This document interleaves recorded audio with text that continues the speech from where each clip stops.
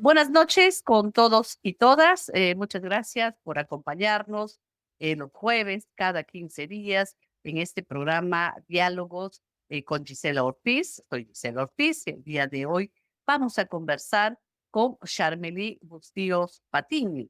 Ella es comunicadora social y también, por supuesto, activista de derechos humanos. Es la hija mayor del periodista Hugo Bustíos, quien fue corresponsal de la revista Caretas y fue asesinado por miembros del ejército en 1988 en Huanta.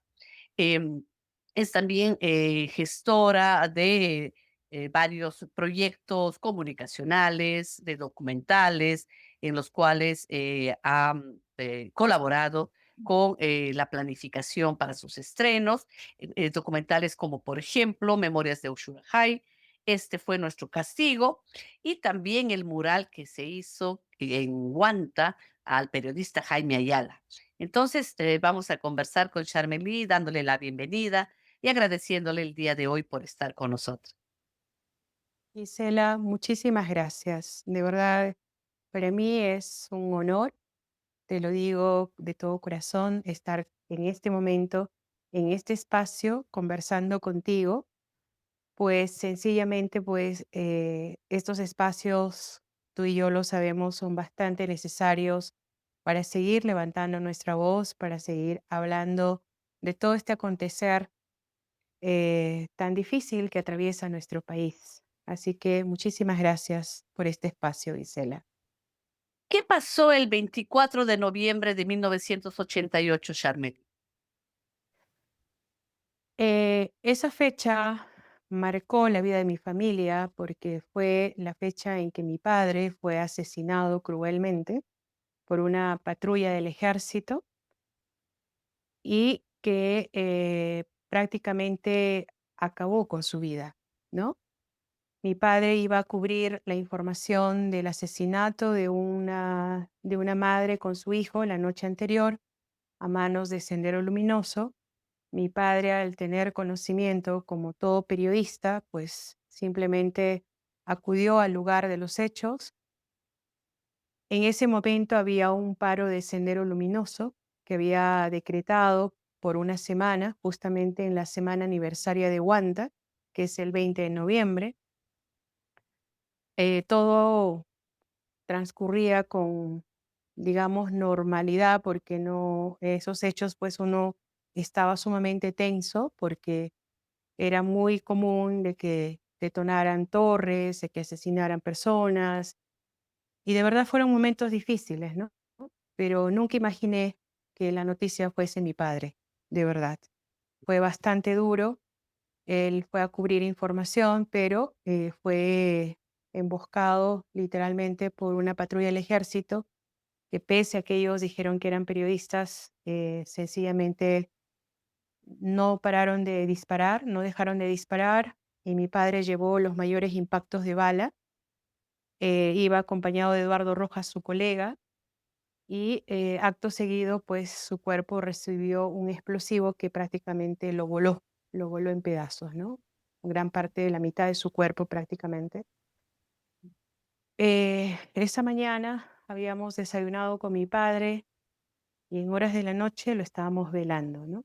Eh, para mí, que en ese momento tenía 14 años, fue muy traumático porque no podía dar crédito que en horas de la mañana hayamos desayunado con papá y en horas de la noche teníamos ese frío ataúd con su cuerpo hecho jirones, ¿no? Desde ese momento empezó una dura lucha para mi familia, sobre todo para mi madre. Por eso siempre los tengo a los dos, porque son mi máxima referencia en el sentido de mi padre como buen periodista, que nunca le temió a nada, y mi madre como una mujer que nunca dejó de luchar por sus derechos, porque si hay algo que ellos destacaban siempre, era que los derechos no se mendigan, los derechos se luchan y hay que apropiarse de ellos, hay que arrancarlos para nosotros no permitir que nos humillen y mucho menos nos apaguen la voz, ¿no? Ujú. Claro, estamos hablando de un contexto político bastante duro que ya estaba viviendo la región de Ayacucho y Huanta en particular, la ciudad donde ustedes vivían, y sin embargo ya se contaban no solamente muertos, desaparecidos, por cientos, tal vez por miles. El estadio de Huanta es un referente como un lugar donde la Marina de Guerra desapareció a muchos ciudadanos, ciudadanas, incluyendo al periodista Jaime Ayala, ¿no? Entonces, en un contexto donde ya uno convive de alguna manera con esa violencia que nos va marcando en nuestra vida. Sin embargo, este hecho, como tú lo cuentas, el desayunar con tu padre y luego más tarde tener un cuerpo destrozado, de quien despedirse de alguna manera, ¿cómo cambia la vida de la familia? ¿Cómo cambia tu vida a partir de ese hecho? El cambio fue radical, Gisela. Eso es algo que hay que destacarlo. ¿Y por qué? Porque la vida deja de ser lo que era, ¿no? Porque prácticamente acabaron con un proyecto de vida. Mi padre era cabeza de familia, éramos cuatro, mi padre con mi madre tuvieron 4 hijos, yo soy la hija mayor. En ese momento yo tenía 14 años y a una adolescente de 14 años, de la noche a la mañana, pasar, digamos, a una etapa adulta, porque ahí no había ningún tipo de transición, sino había un dolor demasiado brutal. Era pues sencillamente mi madre de ama de casa pasa a ser cabeza de familia y yo paso al cuidado de mis hermanos, como hija mayor que soy. De manera que eso te cambia totalmente la vida, porque mi padre no solamente era periodista, también era empresario, era un hombre de negocios, un hombre visionario y además también era bachiller en derecho. Ujú. Entonces, ante esa situación, la vida da un giro abismal, sin ningún tipo de contemplación, o sea, no hubo una transición que uno diga pues por fases, no, una transición así, demasiado brutal, se podría decir, y cambió para siempre porque son situaciones que prácticamente mutilan todo, toda tu vida, porque yo era una adolescente y de la noche a la mañana pasé al cuidado de mis hermanos porque mi madre tenía que trabajar, tenía que sacarnos adelante. Mi madre queda con 4 hijos y tenía en ese entonces mi madre 36 años, mi padre fue asesinado cuando tenía 38 años y literalmente pues se hizo trizas nuestro proyecto de vida, ¿no? Pasamos situaciones muy duras, muy difíciles, porque teníamos que literalmente empezar de cero, porque prácticamente lo que mi padre había dejado, pues al no tener continuidad, pese a los esfuerzos, nuestra empresa que mi padre había dejado quebró, mi madre, pese a los esfuerzos, no se pudo sostener y tuvimos que literalmente batallar, seguir adelante y nada volvió a ser igual. Pero igual. Todo fue extremadamente difícil. Todo era difícil, Gisela, porque papá ya no estaba más. Entonces, eso marcó, y más aún en ese contexto de violencia que nosotros vivimos, que fue la época del terrorismo, mucho más todavía, ¿no? Había temor de que mi madre la asesinaran, había temor de que perdiéramos a mamá, porque tras el fallecimiento de mi padre, las rondas eran continuas de parte de los militares, y de verdad vivíamos en una tensión permanente, un miedo permanente. Crecimos en ese contexto y para nosotros no hubo niñez, no hubo adolescencia, no hubo juventud. Fue una, como diría una queridísima amiga, fuimos una generación mutilada, ¿no? Mutilada porque tuvimos que darle cara a un dolor que no era nuestro, pero que se vivía en ese momento a consecuencia de la extrema violencia que se vivió por el terrorismo, ¿no? Y como tú lo has mencionado, tu madre, Margarita Patiño, como así como asume ese rol ya de ser cabeza de familia, de proteger a su familia, también emprende un largo camino para alcanzar justicia. ¿Qué tan difícil Mm. fue para tu madre, para tu familia, ese caminar durante casi 34 años para alcanzar justicia? Para mi madre fue muy cuesta arriba, Gisela, porque prácticamente nosotros quedamos, yo tenía 14 años y el último de mis hermanos tenía 8 años de edad, todos en edad escolar. O sea, ni siquiera habíamos terminado la secundaria y sacarnos adelante fue extremadamente difícil. Incluso mi madre enfermó de gravedad porque el sistema nervioso colapsó y fue, para nosotros fue un momento muy duro porque pensábamos que íbamos a perder a mamá también, porque mamá tenía el estrés, el dolor de haber perdido a su compañero de vida. Ser madre, sacar adelante a sus hijos fue bastante duro para ella. Sin embargo, hay algo que yo destaco de mi madre, que es su valentía, la capacidad de resiliencia para sobreponerse a los momentos más difíciles, más adversos, y que eso fue su legado. Y siempre, y cuando había momentos de quebrantamiento, había momentos de muy duros, muy difíciles, mamá siempre decía, tenemos que levantarnos. No elegimos esta vida, pero nos tocó vivir esa vida, ¿no? Entonces solamente queda seguir adelante. Lo que sí mi madre decía es, yo no puedo permitir que el asesinato de tu padre quede impune. No me parece justo, porque nos arrebataron a tu padre, nos quebrantaron nuestro proyecto de vida y no puede ser que su muerte quede impune. Y fue esa lucha constante, permanente, que de verdad hizo que mi madre se impusiera y se impusiera y siguiera adelante sin desfallecer, pese a que muchas veces ese dolor a cuestas pesa muchísimo, porque había momentos en que mamá me decía, estoy harta, Charmelí, porque no puede ser que un clamor de justicia, que es nuestro derecho, se nos niegue con un descaro, con una prepotencia que de verdad me indigna sobremanera. Y yo no puedo bajar la cabeza, no puedo y me niego a bajar la cabeza, porque es un derecho que yo tengo y que todos nosotros tenemos y por lo tanto tenemos que seguir adelante. Y en esos momentos también mi madre tiene muchos testimonios, pero quiero destacar uno, que mi madre iba llorando y iba al mercado y en eso una señora le para, ¿no? Le dice, señora Margarita, le dice, sí, dígame.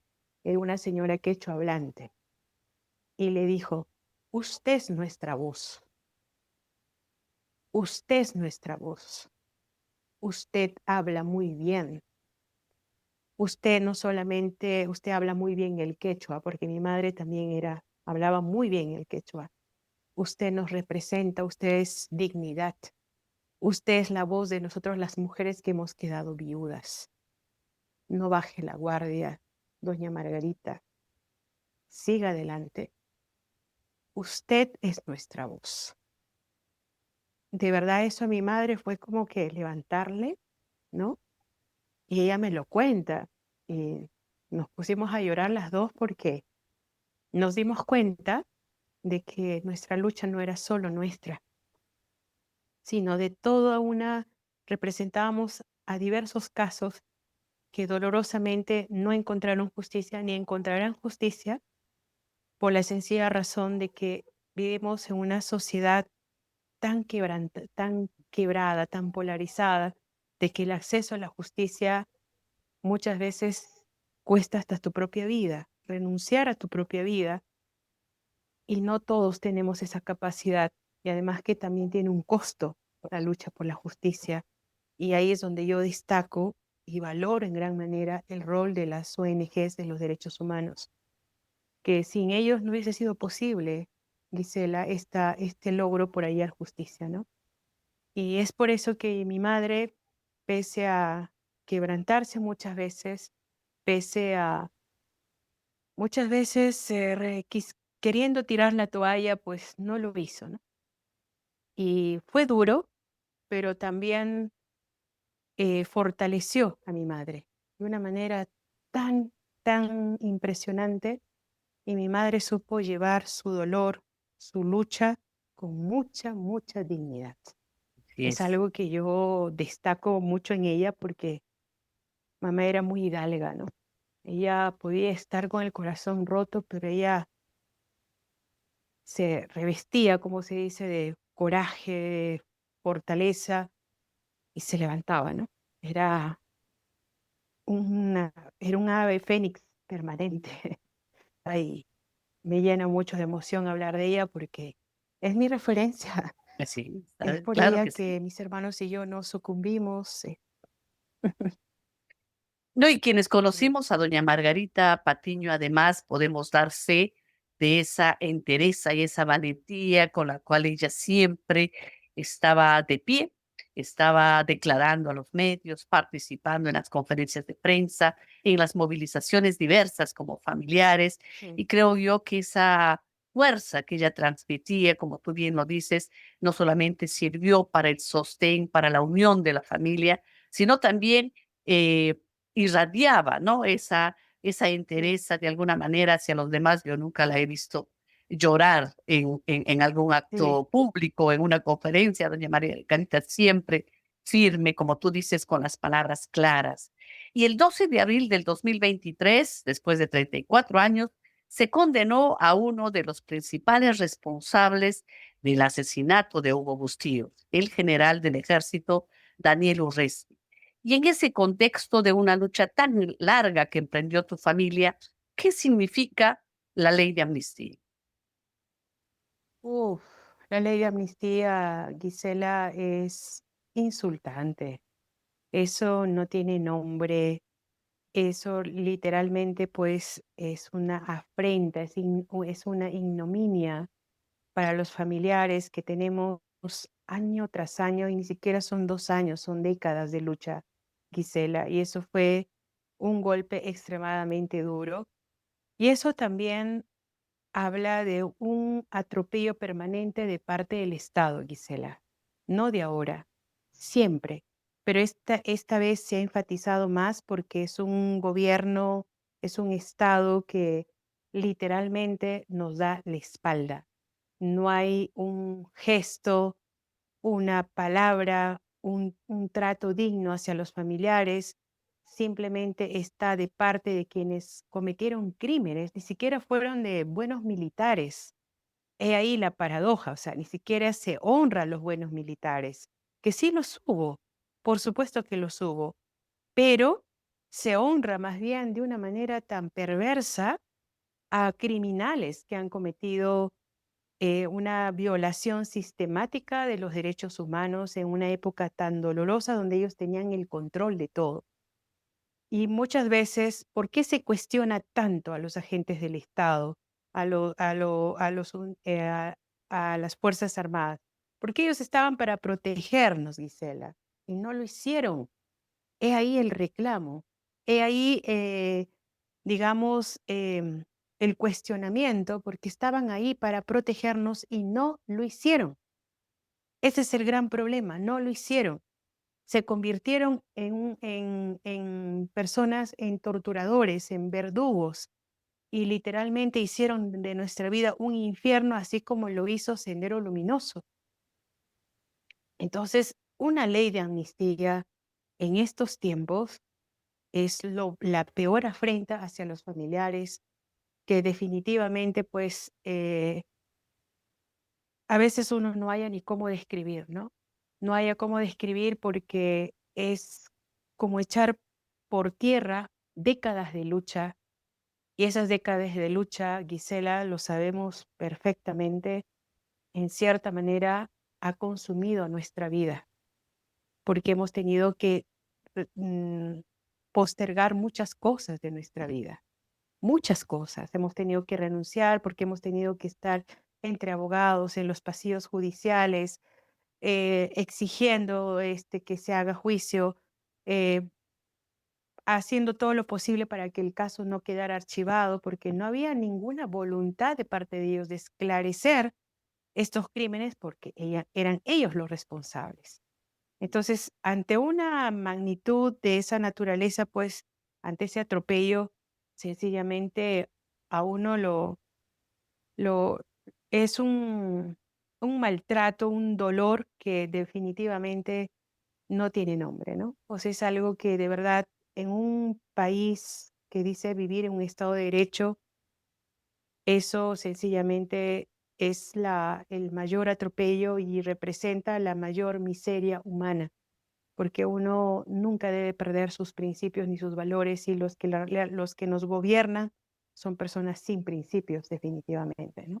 Así es, creo que hay una decadencia no solamente de esta clase política, a la cual siempre estamos llamando la atención, de gobiernos que periodo tras periodo atropellan nuestros derechos, que siguen postergando la búsqueda de la verdad, la búsqueda de nuestros desaparecidos, la justicia como derecho. Y creo yo que eso también se refleja en, en lo que se han convertido los medios de comunicación. Tú eres comunicadora Así es. social, tu padre un periodista valiente, siempre buscando la verdad y denunciando además las injusticias. ¿Cuál es tu opinión del papel que los medios de comunicación tradicionales, que ahora hay otras alternativas también, Ujú. cumplen actualmente en nuestro país? No solamente de estos medios que forman parte de monopolios de los medios nacionales, sino también de los propios medios regionales en Ayacucho. Lamentablemente, Gisela, el rol del periodista ha perdido su rumbo, ¿no? Y eso nos invita a hacer a una autocrítica, una reflexión del rol que estamos jugando, porque si tú te pones a ver, los buenos periodistas no tienen cabida Ujú. actualmente en los medios Eh, tradicionales, ¿no? Y incluso para abrir espacios para que hablen de los casos cometidos durante la época de la violencia, cuesta mucho, ¿no? Sí debo admitir y debo reconocer que no todo está perdido. Hay colegas periodistas que prácticamente se han entregado no solamente al caso de Hugo Bustillo, sino a otros casos para que se haga justicia, ¿no? Por ejemplo, yo debo reconocer muchísimo el rol del diario La República, a través de María Elena, una de las periodistas, también a Cuarto Poder de ese entonces, que estaba formado por Anushka Buenaluque, ¿no? Eh, y otros periodistas más como Ojo Público. Por ejemplo, para mí ellos siempre van a tener un espacio aquí porque ellos abrieron, digamos, ¿no? Abrieron los espacios correspondientes para que el caso de Hugo Bustíos y otros casos más digamos, se conociera. Porque imagínate un asesinato que ocurrió hace 34 años, que la gente conozca, sepa, y eso ha llevado pues a una serie de reportajes, trabajos especiales, incluso también revelaciones, como pasó como la compra de testigos en ese momento que hizo Cuarto Poder, la compra de testigos en el caso de mi padre y que eso puso en evidencia cómo se estaba manejando todo. Y tal es así que esa denuncia incluso llevó en plena audiencia a la renuncia de la abogada de Daniel Urresti en ese momento, porque sencillamente era pues inconcebible lo que estaba pasando, ¿no? De manera pues que siempre va a exigir de nosotros los periodistas que estamos al servicio de los demás, al servicio del público y nos debemos a la verdad. Un periodista no es amigo ni enemigo, nos debemos a la verdad y como tal tenemos que informar, como tal tenemos que llegar a la gente, porque si no lo decimos en estos tiempos de la tecnología, de las redes sociales, la gente igual se va a enterar, igual va a sacar sus propias conclusiones y ser parte de un periodismo totalmente que va de espaldas al país, pues sencillamente nos colocará en el lado oscuro de la historia, ¿no? Y, y por lo tanto, siempre va a exigir de nosotros como periodistas que cumplamos con nuestro rol de informar, que es con la verdad. Y eso no debe perderse nunca, porque es un principio que nos debemos. Y algo elemental, no debemos perder nuestra humanidad. El día que perdamos nuestra humanidad, creo que llegará el momento en que sí, mira, mi rol de periodista lo dejo a un lado porque no podemos mecanizarnos, no podemos darle espalda, porque si hay algo que nos caracteriza a los periodistas es la humanidad, es la capacidad de ver en el ojo del otro lo que está pasando, lo que está sufriendo, y por lo tanto nos debemos a eso. Y tenemos que retomar el camino. Y siento que hay esfuerzos, y más en estos tiempos, y que pone a cada quien en el justo lugar que le corresponde, ¿no? Y te hacía esta pregunta porque los primeros días de octubre hemos conmemorado el Día del Periodista, ¿no? Y Así es. como bien lo decía la Asociación Nacional de Periodistas, la ANP, no es un día para celebrar, no hay nada que celebrar, es un día para conmemorar, más aún en un país donde se está normalizando la agresión a los periodistas, a quienes cubren las diversas movilizaciones, también reciben perdigonazos por parte de la policía y una represión brutal en un país donde tenemos periodistas desaparecidos como Pedro Yauri, Jaime Ayala, periodistas asesinados como Hugo Bustillo, Melis Alfaro, eh, periodista Morales en Ayacucho y muchos otros. Entonces, yo creo, me parecía importante que en octubre hagamos también memoria de aquellos periodistas que perdieron la vida en estos contextos tan duros. Y en ese sentido también quiero preguntarte cómo se vive en Ayacucho el postconflicto. Estamos hablando de una violencia brutal que desangró a la mayoría de familias en Ayacucho. ¿Cómo se vive este postconflicto? ¿Se hace memoria? ¿Hay solidaridad? Un poco para que los demás, no solamente peruanos, peruanas, sino quienes también nos escuchan fuera del país, puedan conocer lo que de alguna manera, este proceso para los ayacuchanos. Eh, Considero que el posconflicto es una herida que no termina de cicatrizar, Gisela, porque lamentablemente la historia se repite en nuestra región, sobre todo Ayacucho, que ha sido una de las zonas más castigadas por el terrorismo. ¿Y por qué hago esta observación o esta manifestación? Porque hubo un hecho muy doloroso que es las protestas del 15 de diciembre de 2022, en que fueron asesinados 10 ayacuchanos de una manera brutal. Prácticamente hubo sobrevuelo de helicópteros, hubo una represión, hubo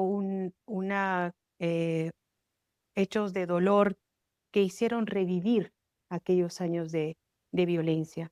Entonces, en Ayacucho ese tipo de situaciones te llevan a asociar o a, digamos, a revivir lo que se vivió en aquellos años, ¿no? Por ejemplo, en esa protesta, la señora, hubo un familiar que perdió a sus seres queridos en la época de la violencia y en esa protesta pierde a su nieto. O Mm. sea, es asesinado el nieto. Eso fue terrible, porque es como repetir la historia, repetir ese dolor y que definitivamente te coloca en que nada ha cambiado. Nada ha cambiado, o sea, es la misma represión, es el mismo maltrato, es la misma discriminación que se vive porque ¿cómo catalogan a los manifestantes? Como vándalos, terroristas. Incluso a uno de los familiares le preguntaron si su hijo tenía armas, ¿no?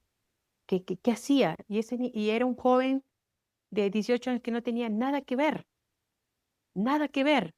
Y la señora indignada le dice, mi hijo no era terrorista, no tenía armas, no tenían por qué matarlo, ¿no?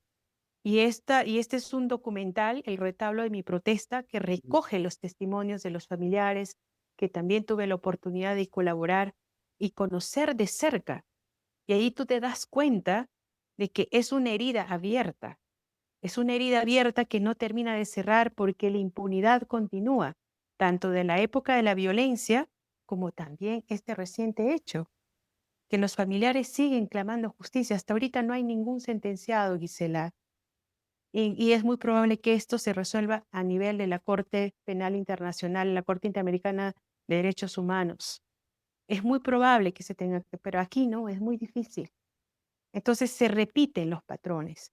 Entonces es una herida abierta, porque ya las mamás, por ejemplo, de Anfacet cada vez son menos y muchas están muriendo sin encontrar a sus seres queridos. Y eso es un dolor muy grande, ¿no?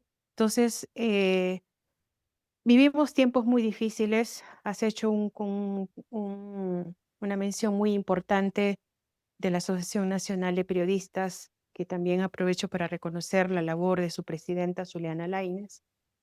Y es cierto, en la época de la violencia se mataban a los periodistas. Ahora han cambiado el modus operandi. Ahora te empapelan.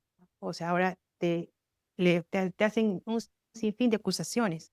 Te empapelan porque buscan de todas formas y maneras de sentenciarte para callarte.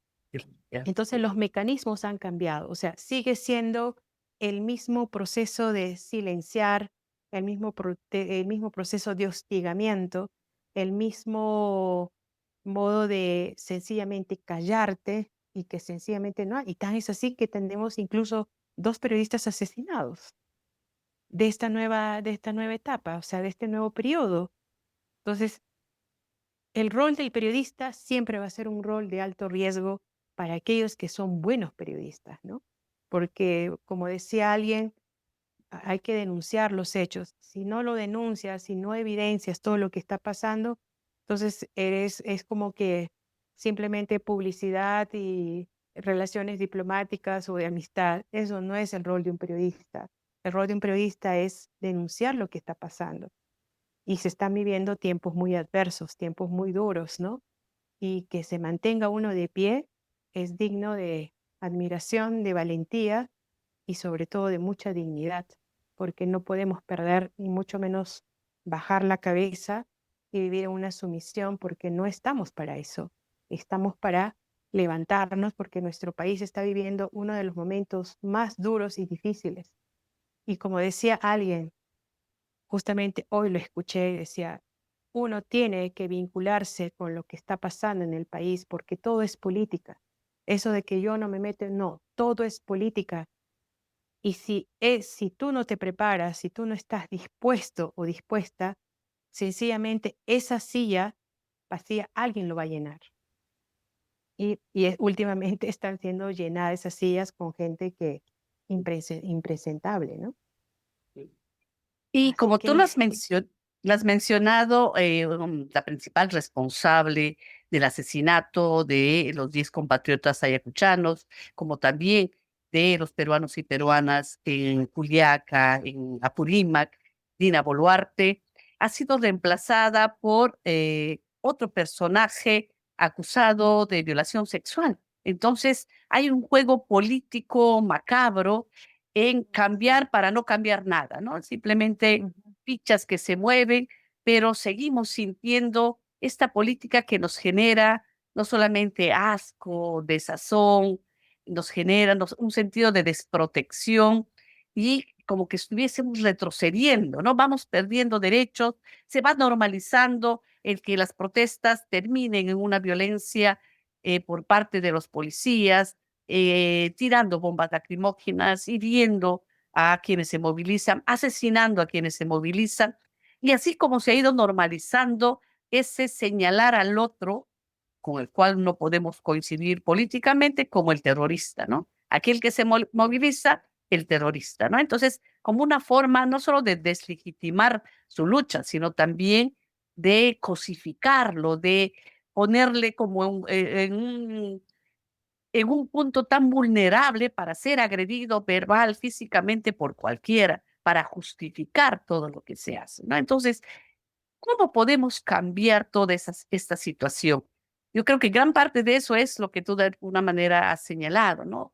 El seguir luchando, el resistir, el estar de pie, esa solidaridad con quienes siguen luchando. Pero ¿cómo hacemos para que la sociedad entienda la gravedad de ese terruqueo, la gravedad de renunciar al derecho a la protesta? Tenemos que perseverar, Gisela, porque si tú te pones a ver, si analizamos nuestra historia familiar, personal, de una lucha permanente y constante, si ponemos a analizar y hacemos un balance, qué nos ha permitido llegar a donde estamos? La perseverancia. No dejar que tus derechos sean pisoteados. No dejar que la desesperanza nos cubra totalmente, porque eso es el deseo de las personas, los verdugos que en este momento están en el poder. ¿Qué es lo que quieren ellos? Silenciarte, que bajes la cabeza, que aceptes, digamos, con una espantosa sumisión todo lo que viene pasando. Cuando hay un total desorden por el mismo hecho de la fuerza de la naturaleza, tiene que volver un orden. El país no puede vivir en una moralidad permanente, no puede perderse los principios básicos que rigen nuestra vida, que es los principios, los valores, la empatía, el sentido de humanidad, sobre todo, el sentir, el vernos reflejados en el otro. Y yo creo, Gisela, que los jóvenes están dando ese mensaje. Si tú te pones a ver, ellos no necesitan de una organización, formar parte de un comité, no, ellos levantan su voz. Y tan es así que ellos tienen sus nuevos modos, sus nuevas formas de llegar a las personas. Y eso hay que rescatarlo. Yo tengo mucha fe en los jóvenes porque con sus formas, sus modos, están llegando a tener mayor conciencia de lo que viene pasando en el país, porque el país no puede vivir en una constante anarquía, no puede vivir en un constante amoralidad donde no hay ningún principio, donde ya no se cuenta con un, ¿cómo se dice?, con un currículum, sino con un prontuario. O sea, es una cosa alucinante lo que viene pasando en el país y eso no puede seguir suscitándose. Y eso también exige involucrarnos más. Hoy decían, no recuerdo la fuente exacta, pero decía que después de Haití, Perú ocupa el segundo país en que no confía en las instituciones ni confía en el otro. Hay un nivel de desconfianza bárbaro donde ni siquiera confías en el otro que está al lado. Eso nos habla de un país totalmente, ¿cómo se dice? Fracturado. Desconfiado, Ujú, fracturado. ujú. Eso hay que recobrar esa confianza. Hay que hacer ver de que no todo está perdido. Entonces, simplemente nos invita, ¿no? Y lo hago desde los jóvenes de hoy, en el sentido de que, como decía una joven, o sea, no podemos bajar la guardia, son nuestros derechos, no podemos dejar que nuestro país sea arrebatado. No se puede, porque nuestro país lo necesita. No podemos seguir permitiendo de que criminales sigan gobernando este país. Y sí, hay un juego sórdido en la política, donde simplemente se cambian los disfraces y son lo mismo, pero no perdamos la esperanza, la perseverancia, la humanidad. Y de verdad yo me abrazo a eso porque podemos estar agotados, cansados, y yo misma muchas veces no quiero saber nada, pero de pronto vuelvo al camino y digo, tengo que seguir, tenemos que seguir. Y los jóvenes están dándonos esa lección. Gracias, querida Charmely, por estos momentos de diálogo sincero y por esa esperanza, ¿no? Yo creo que es importante el darnos cuenta en este esfuerzo enorme que están haciendo también los jóvenes por recuperar el país y por contagiarnos, ¿no? De esa Sí, alegría para seguir apostando, para seguir luchando por un país más justo, un país con derechos y por esa esperanza, porque, como bien lo dices, muchas veces ya nosotros estamos cansadas, cansados así de es. haber luchado tanto y sentir que no hemos logrado nada concreto. Y creo yo que esa esperanza es algo que no hay que perderlo, que hay que agarrarnos de lo poco que tenemos ahora para poder multiplicarlo, ¿no? Y Sí, qué importante es perder el miedo a la palabra política, ¿no? Durante muchísimo tiempo nos así han es, Gisela. sembrado la idea que la política es mala para que nos alejen Ujú, de ella. que Así es. movilizarse es malo porque es Ujú. un acto político, cuando movilizarnos o no también es un acto político, justamente para que ese Exacto. vacío sea llenado por otro. Y esos otros Así no es. siempre son los mejores, no siempre No, van a apostar por las cosas colectivas, no siempre van a representar para defender derechos de todos y de todos. Yo te agradezco, así es, Charmely, Gisela. No, por gracias, esta Gisela. oportunidad de conversar, de renovar la esperanza, ¿no? Tú siempre eres esa hermana Sí, que tiene la palabra adecuada en los momentos duros y en los momentos de sí, desesperanza. Gisela. Y Gracias. quiero, de verdad, y a manera de cierre, cuando tú decías no concreto, sí hemos logrado cosas concretas, Gisela. Por supuesto que sí. No dejemos de reconocer nuestra lucha porque alguien decía, ¿no? ¿Por qué? O sea, ¿por quién está Hugo Bustíos en este momento? Por Margarita. ¿Por quién está Quique, tu hermano, y los demás compañeros de la cantuta? Por ustedes. ¿Por quién está el hijo de Mamá Angélica? Por Mamá Angélica. Entonces, el rol de nosotros como familia siempre, siempre va a ser un digno reconocimiento a nuestra lucha, Gisela. Y eso tenemos que atesorarlo, tenemos que abrazarlo con fuerza, porque nuestro legado es esa lucha, nuestro legado es esa entereza, esa dignidad con que pese a todo hemos seguido avanzando y no nos hemos dejado amilanar. Nos han dicho de todo, pero nuestra lucha siempre ha sido digna. Así que con ese reconocimiento me despido de ti agradeciéndote por este espacio, diálogos con Gisela, que lo valore en gran manera y te deseo el mayor de los éxitos y gracias por estar ahí siempre. Gracias, Charmely. Gracias a todos y todas por escucharnos un jueves más. Gracias por seguir también las redes de Radio Harawi para conectarnos cada vez que hay necesidad de seguir dialogando. Gracias.